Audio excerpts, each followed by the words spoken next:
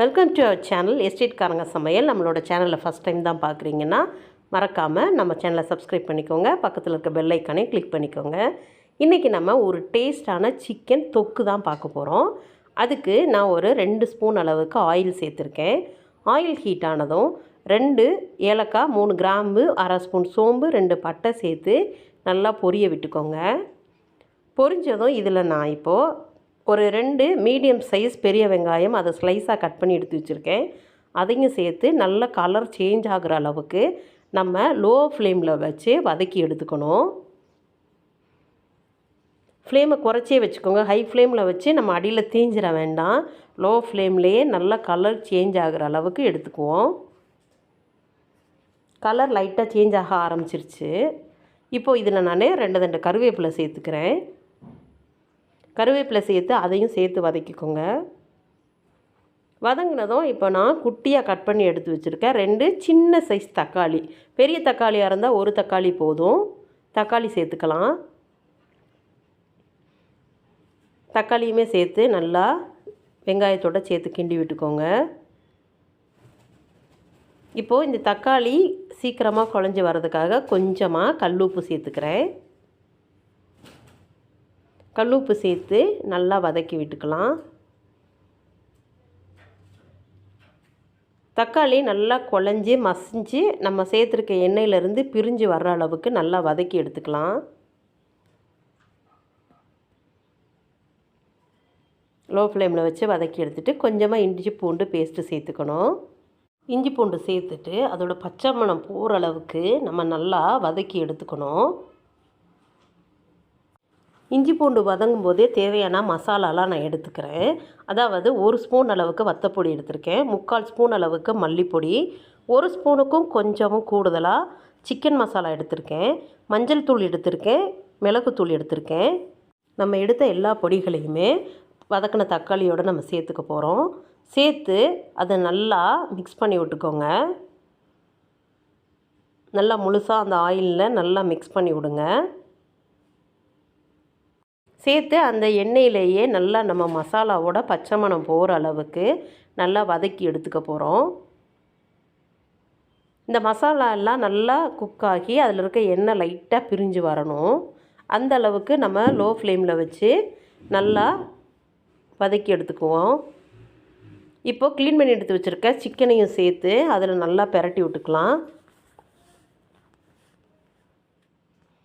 Chicken மசாலாவில் நல்லா படுற மாதிரி நல்லா பெரட்டி விட்டுக்குறோம்.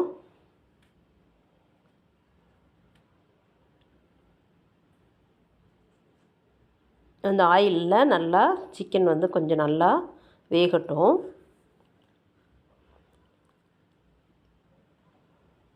நல்லா பெரட்டி விட்டுக்கோங்க. அதோட பச்சை மணம் எல்லாமே போகணும்.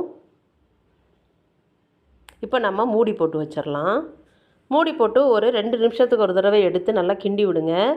இப்போ வந்து நம்ம மூடி போட்டு 2 நிமிஷம் தான் ஆகுது. அவ்வளவா சிக்கனில் உள்ள தண்ணி எதுவுமே இறங்கலை. பார்த்திங்கனாலே தெரியும் நம்ம எப்படி வச்சோமோ அதே மாதிரி தான் இருக்குது. 5 நிமிஷம் 10 நிமிஷம் ஆகும்போது தான் அந்த சிக்கனில் இருக்கிற தண்ணி எல்லாம் வெளியே வந்து அந்த ஒரு நமக்கு தண்ணி வந்து இருக்கிற மாதிரி ஒரு ஃபீல் வரும். இப்போ 10 நிமிஷம் ஆயிடுச்சு. பார்த்திங்கனாலே தெரியும் அதில் லைட்டாக தண்ணி இறங்க ஆரம்பிச்சிருக்கு. பார்த்திங்களா, அந்த ஆயிலுமே லைட்டாக பிரிஞ்சு வர ஆரம்பிச்சிருக்கு. திரும்பியும் நல்லா கிண்டி விட்டுட்டு நம்ம மூடி போட்டு வச்சிடலாம். எவ்வளோ நேரத்துக்கு நம்ம மூடி போட்டு வேக விடுறோமோ அவ்வளவுக்கு தான் அதில் உள்ள சிக்கனில் உள்ள தண்ணியெல்லாம் வெளியே பிரிஞ்சு வரும். நல்லா கிண்டி விட்டுக்கோங்க.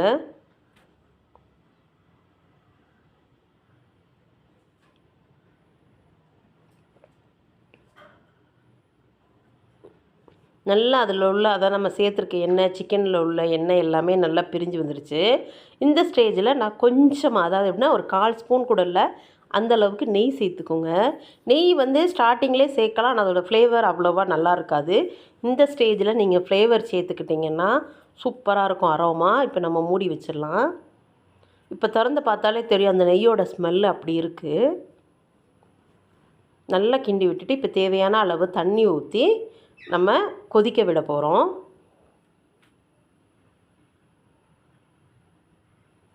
என்னதான் நம்ம ட்ரையாக மசாலாவெல்லாம் எண்ணெயிலேயே நல்லா வதக்கி எடுத்தாலும் தண்ணி ஊற்றி கொதிக்க வச்சா தான் அந்த மசாலாவோட ரா ஸ்மெல் ஃபுல்லாக போகும்.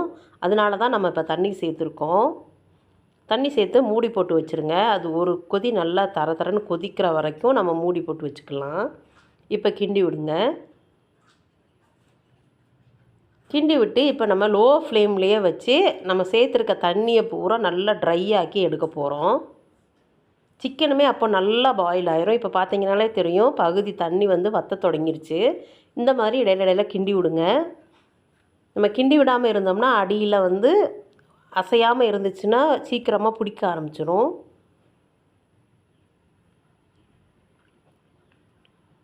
இந்த மாதிரி கொஞ்சம் கொஞ்சமாக நல்லா வத்த வச்சு எடுக்க போகிறோம்.